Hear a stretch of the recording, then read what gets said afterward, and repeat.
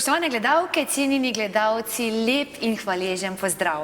Ja, vedno znova se veselim srede in oddaje Čajanka za dušo, kjer se nam vedno znova obeta zanimiv pogovor z našo gostjo Aleksandro Winkler-Drole, ki nam vedno znova postreže zanimive teme in tudi danes bo tako, ko bomo govorili o branju duše iz akaških zapisov in lep in prisrčen pozdrav tudi tebi, Aleksandra, dobrodošla zopet v Čajanki za dušo. Hvala.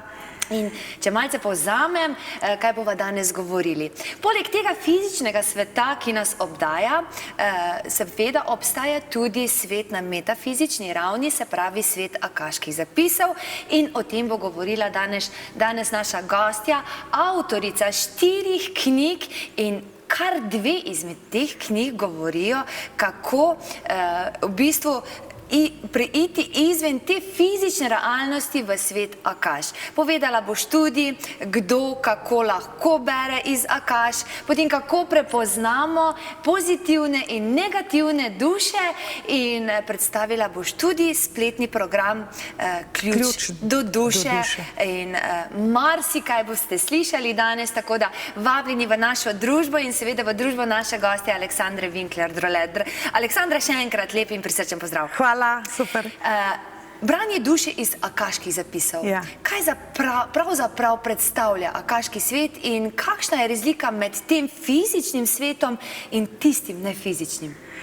Mi mislimo, da živimo v naši realnosti, ko živimo tlele v svojem fizičnem telesu, temu rečemo 3D, a ne tretja dimenzija.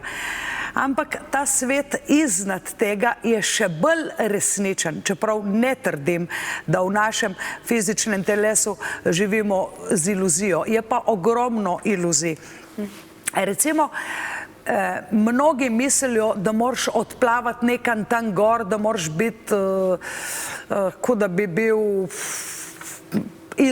ven svoje glave. Dejansko je to napačno prepričanje, ker ta svet akaš je tlele. Mi smo že tlele, ker smo lahko z eno nogo že drugje. Mnogim se to spontano zgodi, da pač za trenutek nekam uidejo in se dobivajo sporočila in pol jih prizemljijo.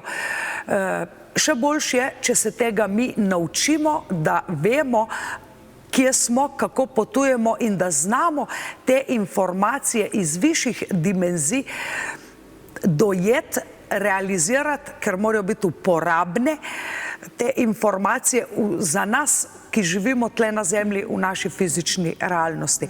Se pravi, če bi gledali mi takole, se pravi 3D dimenzija, ni nekje tam spodaj, pol je 4D, pa 5D dimenzija in tako naprej, da bi se nalagalo, da je gor, ampak je vse tle, se pravi vse v isti torti, vse sestavine so že tam in včasih si lahko predstavljamo, da gremo, kakor gremo z dvigalom gor, vstopimo v to sfero, ampak to je samo predstava, ki nam pomaga.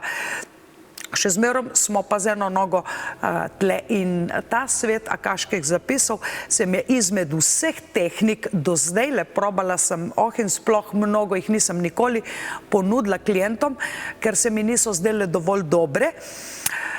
Tle sem pa najdla maksimum od vse duhovnosti in vse ezoterike.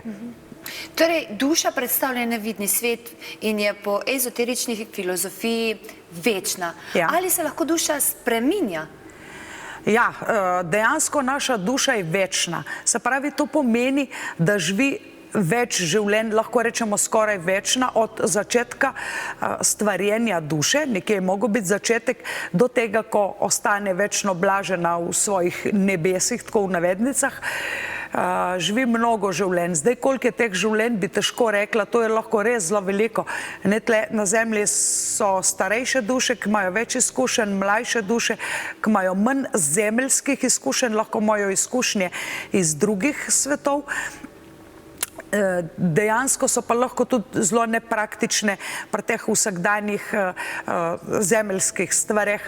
Tako da obstaja duša, ki je večna, se pa tudi zgodijo določeni duši določene blokade ali pa omejitve, ki jo hendikepirajo. To pomeni, da je duša lahko poškodovana ali pa deformirana v enem življenju in ni več taka popolna, perfektna. To je približno tako, kot da bi našemu telesu manjkal prst ali pa manjka, ne vem, poškodovan kak organ in tisti organ pol ne funkcionira popolno. Kako se pa lahko duša deformira? Ja, komot se pravi, tudi duša ima poškodbe. Tako, ko ima naše fizično telo lahko stakne poškodbe, tudi duša stakne poškodbe. Zdaj, zelo veliko sem teh poškodb popisala v prvi in drugi knjigi. Najhujša je dušna izguba. Se pravi, del duše je izgubljen. In če je 7% duše izgubljen, že nastopi bolezen in najpogostejša bolezen je avtizem. 7% dušne izgube, to je že... Kaj pomeni dušna izguba? Kaj izgubimo s Da tem? manjka en kos duše. Aha. Tako kot da bi, recimo, telesna invalidnost, je lahko tudi dušna invalidnost. Je pa še zelo veliko tega, obstaja tudi dušna zamenjava, se pravi, da je del druge duše prisotno v eni duši, se pravi, da nisi 100% ti tvoja duša, da je še en kos druge duše. Se sliši spet abstraktno, ampak če pomislimo, koliko krutosti, jaz, ki delam regresoterapije, mi ljudje doživljajo travme iz srednjega veka, jih zdravijo, ker so bili obešeni, skurjeni na grmadi ali zunaj, ker so bili mučeni, ker so posiljeni bili, ogromno žensk je bilo posiljenih, otroke so jim ukradli. Mislim, to povzroči hudo dušno bolečino in s to bolečino človek živi še zdajle. Nek dušni spomin ostane in pretirano ga je strah.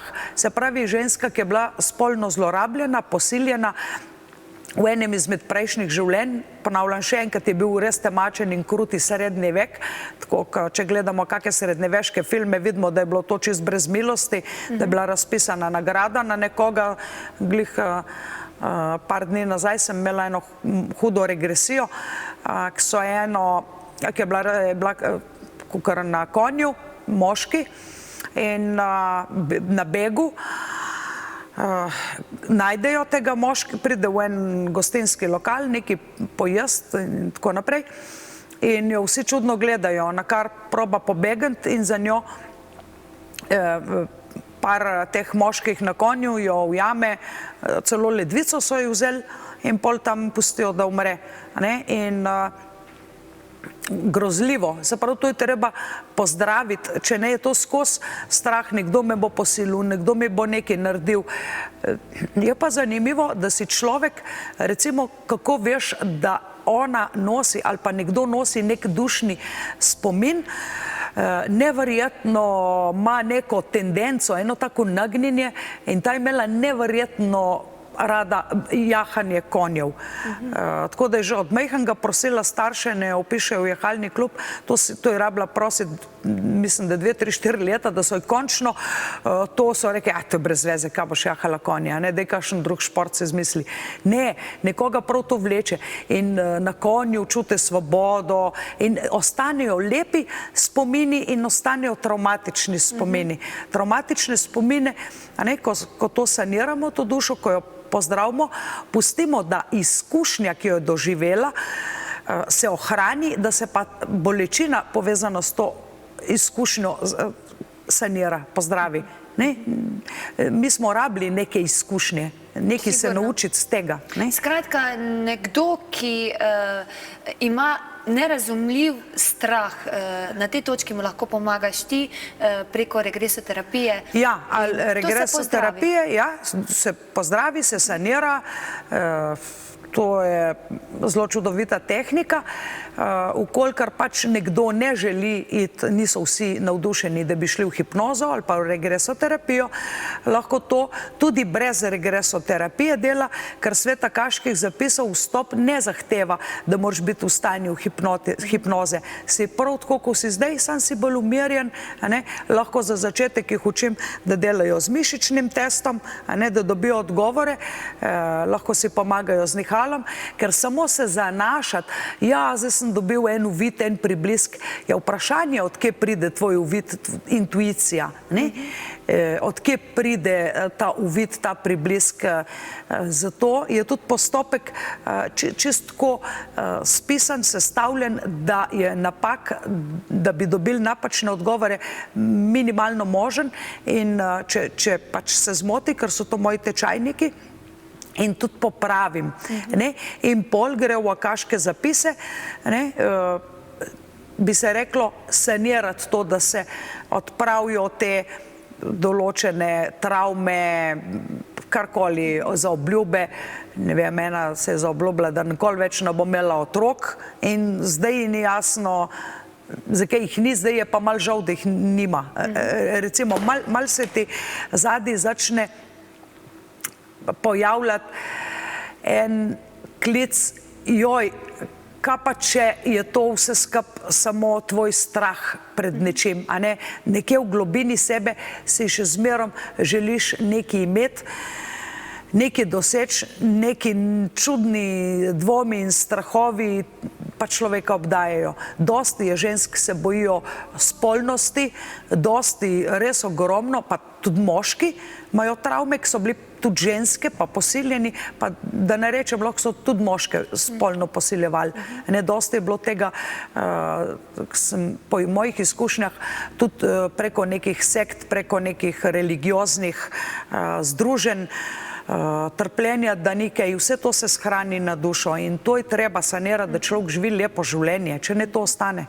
No, in veliko lahko izvemo v 4 knjigah, si avtorica 4 knjig. Ja, te zadnje 200, zdaj najpomembnejše, ja. V knjigi Akaški zapisi, se pravi, osnove dušne matrice, opisuješ več dušnih skupin. Malce več o tem mogoče? Ja, zdaj te dušne skupine so v glavnem, ki so opisane v knjigi, so v glavnem pozitivne duše, ampak vsak, ki si je odčital sebi, da je pozitivna duša, to še ne pomeni, da ne more biti jutro okužen z neko negativno dušo. In to še ne pomeni, da če je pozitivna duša in je ta dušna skupina opisana kot oh in sploh, recimo Hadar, Mintaka, Sirjani, recimo toliko zelo pozitivne duše, ampak tudi oni so prišli z nekimi traumatičnimi, tudi oni imajo težave. In če se oni zapletejo, sploh Hadarjani so nagnjeni k temu, da se radi bi pomagali vsakemu in vsem. Ampak, okej, ampak ti Hadarjani so taki srčki, taki prav eno samo srce jih je, ena sama sredica kruha brez škorje, bi rekel. Ampak ti Hadarjani so že bili enkrat prevarani, ker so nasedli temnim negativnim dušam, da so jih preslepili, da so se predstavili za njih. Tako da oni tudi nosijo travmo, recimo že iz časa Atlantide, sem si tlele eno tako atlantitsko civilizacijo naslikala. Sama? Ja, tako po tem mojem spominu, bova dale malo bliže. Takole? Ja, da vidimo, če bo stalo. Mislim, da ne bo. No, če ne bo, bova pač umaknili. Skratka, naši gledalci in gledalke lahko vidijo tole. Kaj to pomeni? Ja, to predstavlja tale tempelj, Pozejdonov tempelj, ki je ustvaril Atlantido, in ta trizop, recimo, ki je tudi simbol tega Pozejdona, predstavlja uničenje, uničiti, kar ni dobro. Se pravi, da je smiselno, da bi se reklo, no, bova pač umaknili, ne pa dava tlele na mizo, ali pa tle dol. Uničiti, kar je treba porušiti hišo, ki jo ne moreš adaptirati. In je treba včasih tudi odnosom, ki so izčrpajoči, kjer prevladuje temni element, to je izkoriščanje, negativne duše so zelo nagnjene k temu, k manipulacijam, k izkoriščanju, k temu, da jemljajo energijo pozitivnim dušam in pozitivne duše mislijo, da moraš biti dober, da moraš biti dobrotnik. Ja, dober moraš biti, ampak do te dobrih ljudi, ne do te slabih. Tako, in tu je razlika med pozitivnimi dušami in negativnimi. Glavna razlika je, ja, da pozitivne, mislim, zanimivo, tle pa vsem tem je bilo, Mintaka je edina dušna skupina, ker sem jo odčitala, ki se ne pusti zmanipulirati in se ne pusti preslepiti. Vidi, da je nekdo negativna duša, ampak mu zna postavljati meje. Tako da Mintakanci se niso nikoli, ali pa se nismo pustili zavest negativnemu elementu in to jih neverjetno jezi. Še vedno skušajo na nek način. Ja. Pritiskajo na tiste šibke točke, a ne, ti moraš biti tak, ti moraš, a ne, kaj moraš, a ne, razumeš? Tako da mnogo dobrih duš je, ki so postale žrtve negativnim dušam, na kar, se pravi, to je približno tako, kot da pustiš stanovanje doma, bančno kartico, vse nekomu, misliš, da so ljudje fair, da si bojo samo vzeli, ko bi se rekli, ko Sneguljčica pa palčki, a nek so bili dobri, so ji pustili, da je tam spala, jedla. Ona je bila pozitivna duša. Recimo, lik zlobne mačehe, a ne, je bil pa negativen lik, ja, negativna duša, ki ima zadnji sam nek interes in na začetku se dela prijazno, a ne, prinese jabolko, se spremeni v dobro starko, ne. Dejansko pozitivne duše izhajajo včasih iz sam sebe, ne, in misli, če sem jaz pošten, bojo vsi, ja, sem to iluzija. Negativne duše pa mogoče bolj načrtno. Načrtno zlorabljajo dobre duše, mu govorijo, kako si prijazen, kako si dober, v tvoji družbi je tako fajn, zdaj imam pa samo en majčken problemček, saj ti si taka dobra duša, ti bi mi to pomagal, pa ja, ni problema, seveda. In pol to se stopnjuje, ja. Tako. No, in v tej knjigi Akaški zapisi osnove dušne matrice opisuješ tudi tvoj uvid v zlato dobo Atlantide. Kaj nam v bistvu sporoča ta zgodba?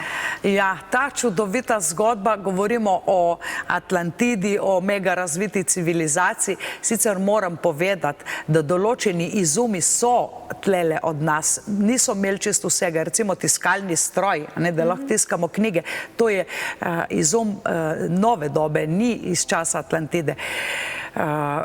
Tam govorimo o tem bogatstvu, ne mislimo na materialno bogatstvo, ampak mislimo na dušno bogatstvo, ker so ljudje namesto mobilne telefonije uporabljali telepatsko povezavo. Se pravi, nekdo je začutil, da ga nekdo potrebuje in ga je preprosto šel obiskati. In to presega današnji mobitel, internet, brez nič. In tem je bilo bogatstvo. Bogatstvo je bilo, da so lahko, ko bi se rekli, imeli vsi vsega in so vsi delali tisto, za kar so bili sposobni na nivoju duše. Nihče ni bil manj vreden, se pravi, čistilc ni bil manj vreden od direktorja. Oba sta dobila to, kar sta rabila za življenje. V tem je bilo obilje. Nihče ni nekoga z vrha gledal dol, ga hotel kalupirati, izkoriščati, poniževati. Tega ni bilo. Se pravi, fair odnosi, dokler ni prišel temni element, dokler niso vstopili, ki so bili poslani na zemljo kot eksperiment. Se pravi, tudi z nekim namenom, se pravi, tudi negativne duše, teh je največ dve, to so vzporedniki in drakon, dušna skupina dobesedno Drakule. Recimo zmaji, pod zmaji se predstavijo kot veličastni, pomembni, dosti jih je v politiki, dosti jih je na visokih funkcijah, veliko teh takih ljudi je hiperaktivnih, se znajdejo, vejo kam prist, kako komu pihati na dušo. V glavnem so pač manipulatori in so tudi oni lutke negativnih energij in to se moramo ljudje zavedati, da napadamo pod njihov vpliv. Ja. Tako. No, in v tej knjigi oziroma ob prebiranju te knjige lahko tudi pridemo in uvidimo naše točke moči oziroma božanske moči. Ja, vsi imamo svoje točke moči, jaz jih v 8 skupin razdelim. To je prva najmočnejša božanska moč. Recimo, pri meni je, da sem vizionar. Jaz si predstavljam v prihodnosti, kaj bo, če naredim nekaj, in si predstavljam nekako, ali je to dobro zame ali ne, ali je to dobro za vse vpletene ali ni. In potem grem počasi po poti do tja.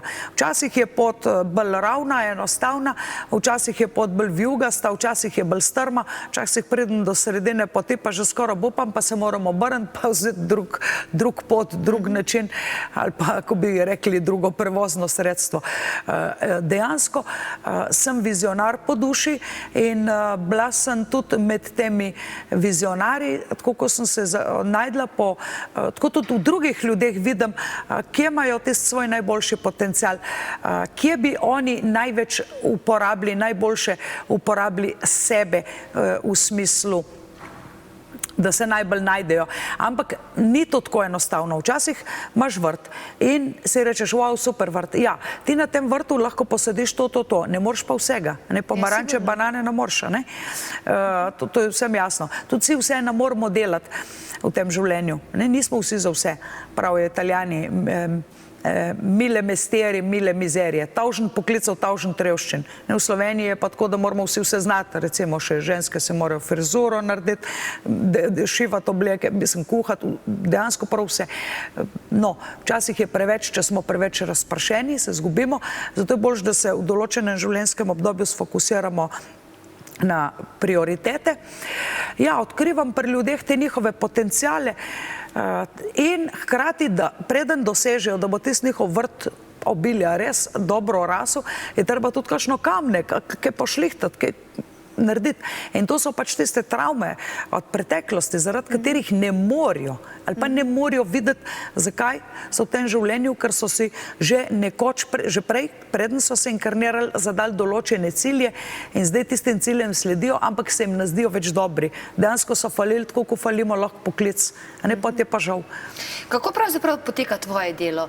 Se pravi, program učenja, se pravi učenje iz akaških zapisov, ključ do duše. Ja, to je program, spletni program in tukaj vabim vse tiste, ki bi radi res zase naredili z tega hobi, kariero, dobesedno ali pa sebe rešili in svojo družino, ker imajo lahko še 4 klijente za vajo, vzameš še 2 otroka, prijateljico, partnerja, mamo, očeta, kogarkoli, ki te rabi, lahko tudi več kot 4 klijente, ampak 4 pride že v program. In to rabe človek 2 uri na teden časa.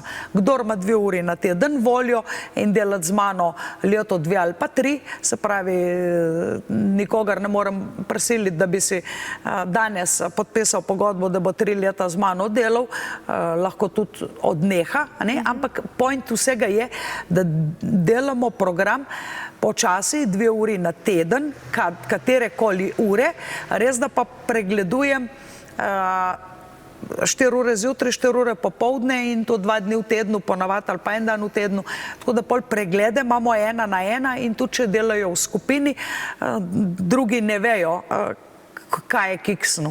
Ker se mi zdi, da recimo v šoli mi ni bilo nikoli pošteno. Eden je dobil 5 in so mu vsi ploskali, odlično 5. Nekdo je dobil cvek in so vsi vedeli, da je dobil cvek. Pri meni ni ocenjevanja, pri meni nihče ne ve, se pravi, tvoj sošolc na spletu ne ve, kako je dobil, kako boš dobila ti oceno. In se mi zdi, da to je dovolj zasebnost, dovolj anonimnosti, tudi ne vejo drugi, kaj si ti pri sebi odčital, da ti manjka recimo 3% duše, drugi vejo, da je to pomeni dušna invalidnost, ampak tega ne vejo, kaj si ti odčital. Se pravi, to mi pošle na mail in to pregledujem.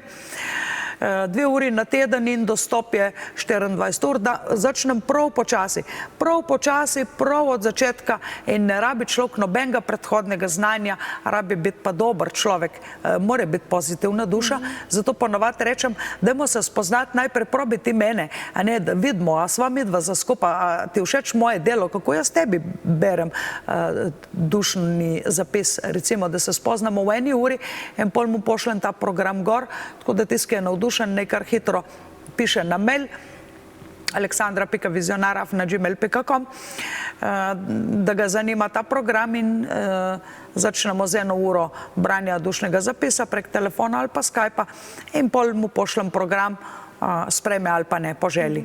Bistvo je, da se tega lahko nauči vsak, oziroma skoraj vsak, ja. pozitivna duša, Pozitivna duša mora biti lahko pomaga sebi, se pravi ključ do duše, ali pa nekomu drugemu. Tudi, ker ima zraven že kliente za vajo, ki so že ušteti v ceno programa, ker če bi šli recimo za frizerko, bi bilo fajn, da imaš še 4 klijente, ker imajo so drugačni, da vidiš, aha, a ne, znaš sebi, znaš drugmu odčitati in hkrati s tem tudi pomagaš, da so drugi, recimo, ful je dobro to za mame, da vidijo, kere kvalitete imajo otroci, da vejo, v kero smer v šolo in da če je treba kaj sanirati, kaj iz preteklosti, to lahko že s prošnjami naredijo, ne rabijo iti niti na regresoterapijo ali pa na hipnozo. Ne se da, ampak gre stvar počasi, traje 2-3 leta. In tudi program regresoterapije pa kvantne hipnoze je tudi v temu, tako da je pa to 7. stopnja. Gremo do 9 stopenj in ki je razdeljeno na 2 leta pa pol, včasih se mi tudi na 3 leta kakšna skupina. In ja, ta pravi čas je zdajle. Zdajle, ko to gledaš, ko te zamika, ta pravi čas je, da odreagiraš, da ne čakaš, bože, če me bo poklicalo, če me bo povabilo. Dejansko sem zato, da ljudje ustvarjamo sami namere, ne čakamo, kaj mi je namenjeno. Jaz se namenim za to, daš namen. Skratka, več lahko preberejo tudi na www.omgarden.si in če koga zanima, lahko tam več informacij dobi. Jaz sicer pa, če smo vas prepričali, dragi gledalci, drage gledalke, lahko ob naročilu nove knjige Akaški zapisi Mojstrstvo duše, nova knjiga, ja. Tako, naši gledalci in gledalke prejmejo ugodnosti. Kakšne, Aleksandra? Zdaj sem pa res radodarna. Vse drži, jaz pa vse cenim. Podarjam, ja. 20 evrov kupona za branje dušnega zapisa. 20 evrov ceneje. S tem, da že 3 leta nisem dvignila cene, pa vse meni drži. 20 evrov ceneje. Potem 20% ceneje za program Ključ do duše. Potem meditacijsko sobo, do katero dostopajo, ki jim bo že danes, še preden se vključijo v program, pomagala, da že malo začutijo, kaj je ta svet akaških zapisov. Imam čudovite meditacije, kanalizirane, mislim, da jih je trenutno not 4 ali 5, ker dostopajo z mobitela na drive v to meditacijsko sobo. Podarjam webinar, kjer lahko tudi si vzamem 2-3 minute, da tisti, ki jih je, kolikor so, čim bolj med prvimi, da naredim 2-3 minute branja, promocijskega branja dušnega zapisa, tako da vsaj vidi malo, aha, to pa je tisto, kar mene zanima. Da dobi en klik, to je to, to bi, Tako da, drage gledalke, dragi gledalci, odlična priložnost, da ob nakupu nove knjige Akaški zapisi Mojstrstvo duše prejmete tudi vse te ugodnosti, ki jih je naša gostja pravkar naštela. Aleksandra, zopet naj čas preganja, ampak tudi naslednjo sredo bova z vami v oddaji Čajanka za dušo govorili bova o zanimivi temi in sicer o kvaliteti energije, ki jo oddajamo. Aleksandra, hvala lepa za gostovanje. Hvala. Vam, dragi moji, pa srečno do naslednje srede, ko bova zopet z vami z zanimivo temo kvaliteta energije, ki jo oddajamo. Se vidimo takrat. Srečno!